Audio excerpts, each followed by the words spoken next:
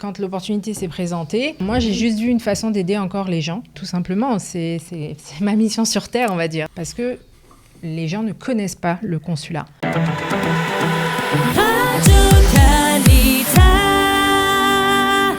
Et comme promis, tout de suite, nous avons rendez-vous avec la liste au cœur des Français de Jérusalem, représentée par la tête de liste Samantha Assouline, ici présente. Bonjour Samantha. Bonjour Cathy. Voilà, et puis nous avons bien sûr le docteur Eric Belaïch, Bonjour, qui est aussi sur la liste. Alors, on est très content de vous accueillir parce que c'est vrai que ces élections pour élire les conseillers des Français de l'étranger passionnent. Il faut dire qu'il y a 7 listes à Jérusalem, 4 listes à Tel Aviv. Bon, il y a pas mal de sièges à pourvoir, il faut bien le dire. Mais on se demande pourquoi, alors vous qui êtes quand même très ancrés et qui faites beaucoup de choses déjà pour les francophones d'Israël, chacun dans votre domaine, on s'est demandé pourquoi vous avez décidé de vous lancer. Samantha, pourquoi avoir décidé, en plus du Cœur des mamans que tu as fondé, pourquoi avoir voulu faire encore plus ?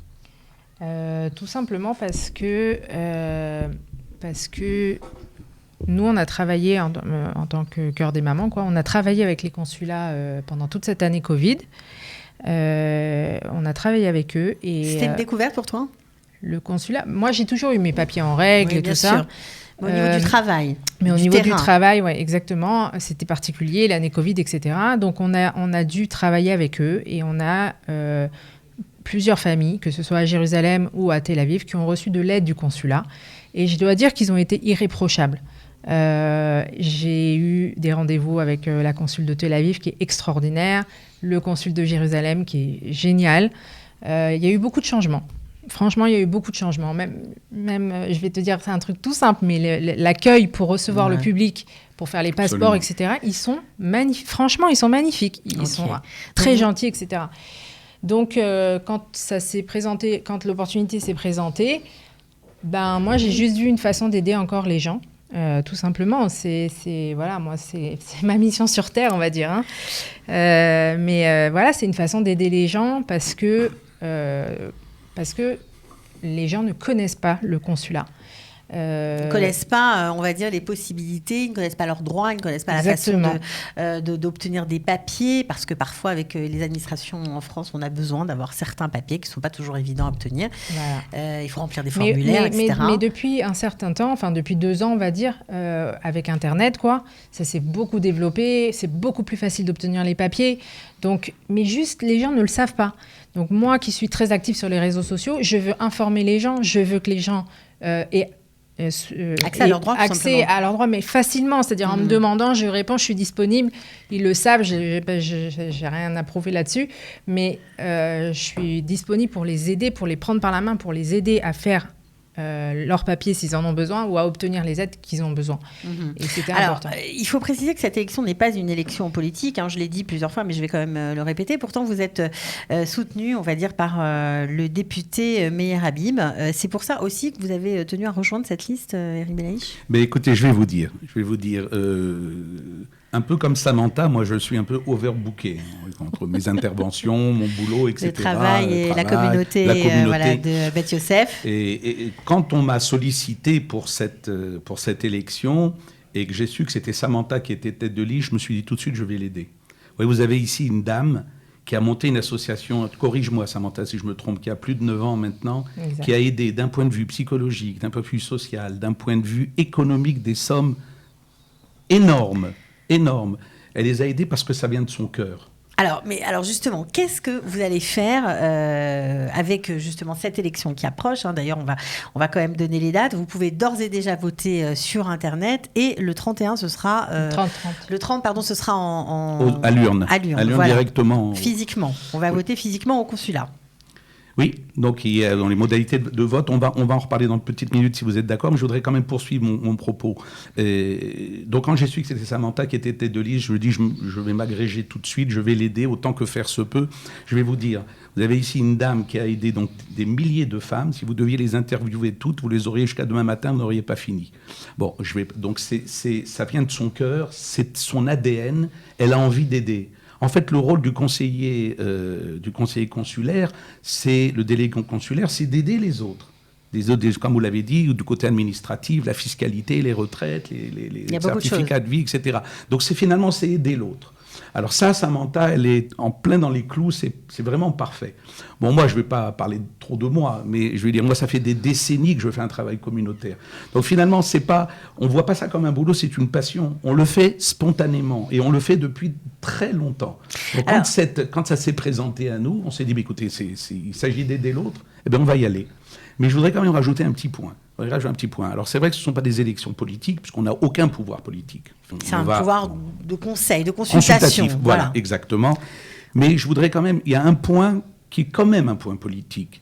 C'est le rattachement, et ça, le député Meyer Habib, que tout le monde connaît, etc., et il lutte pour ça, il nous épaule, inutile de le cacher, puisqu'il est celui qui nous soutient. On souhaiterait faire bouger les choses pour que nos compatriotes français qui vivent dans les Yishouvim, autour de Jérusalem, puissent être rattachés au consulat, avoir le droit aux mêmes aides, avoir le droit aux mêmes services, ce qui n'est pas le cas aujourd'hui. Alors, on sait très bien que la capitale d'Israël, Jérusalem, c'est pas toujours n'est pas considérée comme telle pour le consulat français. Est-ce que là aussi, vous voulez faire changer les choses, bouger les lignes ? Écoutez, on ne sait pas si on aura un pouvoir au niveau du Quai d'Orsay, mais je vais vous dire, j'ai rencontré, bien avant cette histoire d'élection, j'ai rencontré M. Trocaz, qui est le consul de Jérusalem, qui est un homme adorable, vraiment. Et alors, j'ai longuement discuté avec lui et j'ai vraiment senti qu'il y avait une oreille attentive. Il a envie de ça. Il a envie, je ne veux pas dire de favoriser, ça ne serait pas juste de le dire, mais il a envie un petit peu de changer le rouar, la manière dont les choses sont abordées. Et il y a une politique classique du Quai d'Orsay qui est plutôt pro-palestinienne, c'est une réalité. Ouais. Alors j'ai senti qu'il y avait une possibilité, et s'il y a une oreille attentive, nous on est là pour essayer de marquer le but. Alors vous n'êtes pas tout seul sur cette liste, on va peut-être citer vos colistiers. Alors bien sûr Nathalie Haïk, Michael Bloch, Ruti Boré, Jonathan Boré, Sarah Ishaï et Jacques Azoulay. C'est important pour eux aussi, vous vous êtes choisis d'être ensemble et de travailler ensemble. Vous connaissez pour certains depuis très longtemps, Samantha. Ouais, écoute, moi je connaissais pas, je connaissais Nathalie un petit peu, et c'est une fille très talentueuse. Nathalie Haïk. Ouais. Et Avi Bloch, Michael Bloch, pardon, c'est le fils de Avi Bloch, qui est une personne, Michael est très très intelligent, et j'espère qu'il aura sa place avec nous. C'est quelqu'un de très intelligent et il peut apporter beaucoup. Voilà. Beaucoup. On va résumer un peu les missions que vous vous êtes données. Je crois qu'il y a une mission administrative pour aider aux démarches, ça on l'a bien compris. Il y a aussi une mission, on va dire, pour reconnaître ce que vous nous avez dit, Erin Benaïch, que les Yishouvim fassent partie, on va dire, également de Jérusalem, en tout cas soient rattachés à Jérusalem. Ça c'est très important pour vous, et aussi pour que Israël et sa capitale trouvent leur place dans la francophonie. La francophonie est un sujet qui tient à cœur à beaucoup de francophones. Il paraît que dans votre synagogue, vous étudiez d'ailleurs en français médiéval, je crois. Nous sommes les seuls dans ce pays à étudier encore le français médiéval. Incroyable. Oui. Mais pourtant, Israël ne fait toujours pas partie de la francophonie. Bon, on sait que mais nous sommes, nous, pour la promotion de la francophonie. Dans ma communauté à moi, on parle essentiellement français. Bon, évidemment, il y a beaucoup d'Israéliens qui le sont agrégés, donc on est obligé de parler le franc-breu, comme on dit. Mais la langue de base chez nous, c'est le français, et on souhaite que la francophonie puisse prospérer ici en Israël. C'est important pour nous. C'est un peu identitaire, quoi. Vous savez, quand les gens font leur aliyah, ils vont d'abord direct dans les communautés où on parle leur langue. Ça me paraît logique. Mais nous, dans notre communauté, on intègre les gens, et ils viennent, beaucoup de Français qui font leur aliyah, viennent nous voir parce qu'on parle français. Okay. Donc c'est important. Alors Samantha, vous promettez d'être, on va dire, à l'écoute de ceux qui vont vous solliciter pour les aider dans différentes démarches, pour appeler à l'aide peut-être parfois. Bien sûr, c'est comme je l'ai dit, il y a des aides, des indemnités pour les gens qui sont malades, handicapés, les gens en précarité. Ce sont des droits parce qu'on est français, que beaucoup de Français à travers le monde y ont droit, et peut-être que les Français de Jérusalem un peu moins parce qu'ils ne le savent pas. Ils le savent pas. Et il y a des médecins qui sont rattachés, des médecins français qui sont rattachés au consulat. Voilà, ton Eric. Voilà. Après, pour revenir je vais juste parler d'un truc de ce que tu as demandé à Eric par rapport à Meyer Habib. Moi, c'est connu, c'est un ami proche. Il a toujours été là pour nous. Pour le cœur des mamans. Pour le cœur des mamans. Okay. Il a toujours été présent. C'est quelqu'un... pour moi, c'est un exemple parce que c'est quelqu'un qui reste sur ses convictions. C'est un homme de conviction, absolument. C'est un homme qui n'a pas dévié d'1 centimètre. Et voilà. Et moi, je suis très, très, très, très loin de son niveau, mais j'ai des convictions, je n'en démordrai pas. Mon cheval de bataille aussi, c'est la transparence. Et je pense que c'est important aussi qu'au consulat français de Jérusalem, il y ait de la transparence. Et voilà, on va faire notre possible pour vraiment qu'il y ait de plus en plus de Français qui puissent accéder au consulat et qui ne voient pas ça. Parce que vraiment, des fois, quand on entend parler les gens, ils se disent, le consulat, mon Dieu, est-ce que c'est compliqué, mon Dieu, est-ce que c'est difficile ? Non, vraiment, aujourd'hui, c'est plus difficile. Ok, alors pour voter, il faut faire quoi ? Il faut avoir sa carte consulaire. Les modalités de vote sont très simples. Elles ont été facilitées. On a la chance maintenant de pouvoir voter par Internet. Il y a 3 façons de voter. La première façon, c'est par Internet. Le vote par Internet est déjà ouvert depuis vendredi passé, donc 13h, jusqu'au mercredi 26, 13h. Alors pour cela, le ministère des Affaires étrangères vous a envoyé sur votre mail, pour les gens inscrits au consulat évidemment, vous avez reçu un identifiant et sur votre portable, par le numéro de portable que vous avez transmis au consulat, un Il code. faut être inscrit, évidemment. Il faut être inscrit. Si vous n'êtes pas inscrit, évidemment, vous ne recevrez pas. Vous n'avez pas cette possibilité de voter, évidemment. Donc, finissons sur le vote par Internet. Donc, c'est relativement simple. Moi, ça m'a pris 40 secondes. Okay. Donc, vous rentrez sur il y a un lien voter à l'étranger, etc. Donc, .gouv.fr. Vous allez avoir une fenêtre qui s'ouvre. On vous demande de renseigner votre identifiant et votre code.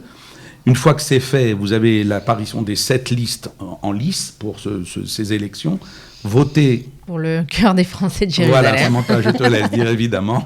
Voilà. Et voter, c'est très simple. Et puis, une fois que vous avez voté, vous recevez sur votre mail un code à 6 chiffres qui vous permet de prouver que c'est vous qui avez voté en quelque sorte. Bon, alors, et puis si vous n'avez pas tout ça, si vous Internet, c'est alors, trop compliqué, le 30 aux urnes. Le 30 aux urnes, il y a encore un 3e moyen qui est par procuration. C'est un petit peu compliqué parce que par procuration, il faut aller au consulat, signer un document qui est fourni sur place. Vous le signez devant une personne qui est habilitée. Et à ce moment-là, vous pouvez donner ce mandat à la personne de son choix. À une personne de son choix. D'accord. La personne de votre choix pourra recevoir au maximum 3 mandats. Bon, ça, alors, c'est plus compliqué déjà. Ok, alors en tout cas, on vous souhaite bonne chance, comme à tous les merci. candidats. Voilà, vraiment, on espère que le message est passé. Samantha, un dernier mot ? Un dernier mot. On est dans la continuité de l'équipe gagnante. Absolument. Qui était là pendant 6 ans. Gérard Bénichou, le docteur Desmar, etc., qui ont fait un travail monstrueux. Ils ont changé pas mal de choses. Et en fait, nous, c'est la continuité. On espère les remplacer. Ils ont d'ailleurs fait beaucoup de forcing pour qu'on prenne la continuité de cette équipe qui est une équipe gagnante. Bon, ils ont vraiment fait. Alors on espère vous aussi gagner. On vous le souhaite vous aussi. Vous avez compris, tout le monde peut aller voter, bien sûr en respectant les conditions énoncées par Samantha Assouline. Bon, bravo à tous les deux pour merci, votre Cathy. nouvel engagement. Bonne chance et à bientôt. Merci beaucoup. Radio Cali.